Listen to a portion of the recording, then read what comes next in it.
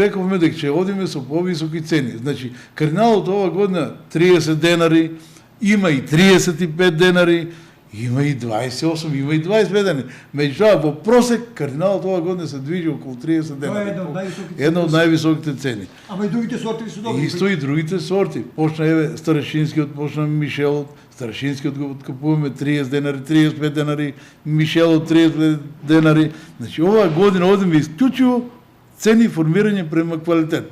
Не можеме да направиме, тука се судираме малку и со земјоделската и пазаричната инспекција за тоа што мораме да имаме истакнати цени. Да, ние имаме истакнати цени. Меѓутоа имаме цени на прва класа, на втора класа, имаме па и трета класа. Како што е нормално.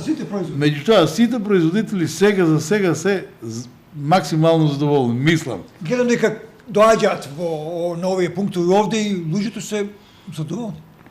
Па, мислам дека треба да бидат задоволни оние што ќе дојдат, знаат какво угрози треба да се донесе овде, дека треба да се донесе квалитет, не може да оди неквалитет. Меѓутоа, јас имам кажано во мојата компанија, дека и оние долгогодишни кооперанти кои што имаат послаб квалитет, не можеме ни тие да ги оставиме. Сега треба да им помогнете. Мораме да им помогнеме. Можеби цената ќе биде пониска, меѓутоа сепак мораме да им помогнеме.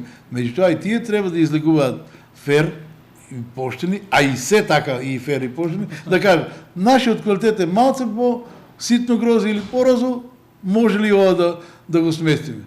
Па ние сме за тоа трговци, дека треба да го сместиме и по-лошото и по-доброто. Меѓутоа се знае, по-доброто со една цена, по-неквалитетно. Имате ли коментенти постоени? Имаме. И како имаме луѓе кои што чинам и дури посадиле лози за тоа што ние сме и имат сигурен откуп.